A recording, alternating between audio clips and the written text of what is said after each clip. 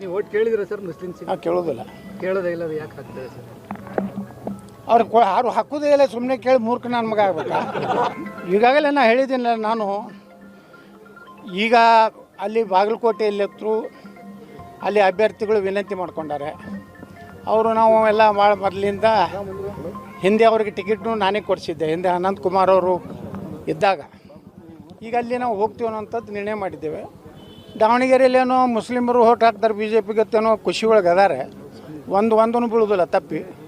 ಆ ರೀತಿ ಇವತ್ತೆಲ್ಲ ಸಿದ್ದರಾಮಯ್ಯವ್ರ ಬಳಿ ಬಂದು ಎಲ್ಲ ಪ್ಯಾಕೇಜ್ ಅನೌನ್ಸ್ ಆಗಿದೆ, ಮುಗಿದೋಯ್ತೆಲ್ಲ ಅಲ್ಲೇ ಹಾಕ್ತಾರೆ ಕಾಂಗ್ರೆಸ್ಗೆ. ಕಾಂಗ್ರೆಸ್ ಸಪೋರ್ಟ್ ಮಾಡ್ತೀನಿ ಪೈಲ್ವಾನ್ರು ಕಾಂಗ್ರೆಸ್ ಮಾಡಿ ಅವ್ರು ಕಾಂಗ್ರೆಸ್ ಬಿಟ್ಟರೆ ಎಲ್ಲಿವರೆಗೆ 40% ಅವ್ರು ಆಗೋದಿಲ್ಲ ಕಾಂಗ್ರೆಸ್. ನೀವು ಪ್ರಚಾರಕ್ಕೆ ಹೋಗ್ತಿರೋದು 40% ಮುಸ್ಲಿಮರು ಆದ್ಮ್ಯಾಗ ಜಮೀರ್ ಅಹಮದ್ ಖಾನ್.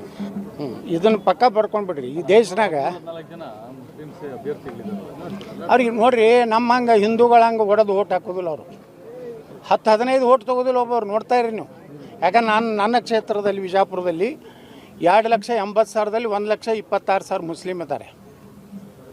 ಒಂದೊಂದು ಬೂತ್ನಲ್ಲಿ ನನಗೆ 2-3 ಓಟ್ ಬೀಳೋದಿಲ್ಲ, 1-2 ಬೀಳ್ತವೆ.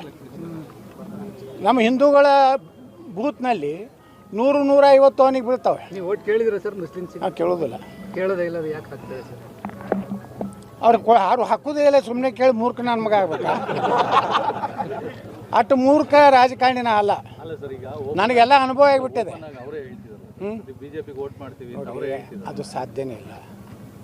ಅದು ಈ ಬಿ ಜೆ ಪಿನ ಹುಚ್ಚು ಮಾಡ್ತಾರೆ ಅವರು.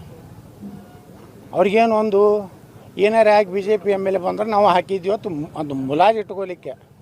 ಒಂದು ಓಟ ಹಾಕಿದ್ರೆ ಕೇಳ್ರಿ, ಈ ದಾವಣಗೆರೆ ಇಲೆಕ್ಷನ್ ಮುಗಿದ ಮ್ಯಾಗ ಅಭ್ಯರ್ಥಿಗೆ ಕೇಳ್ರಿ, ಬಿ ಜೆ ಪಿಯವ್ರಿಗೆ ಹಾಕ್ಯಾರ ಅವ್ರು ಹಾಕೋದಿಲ್ಲ.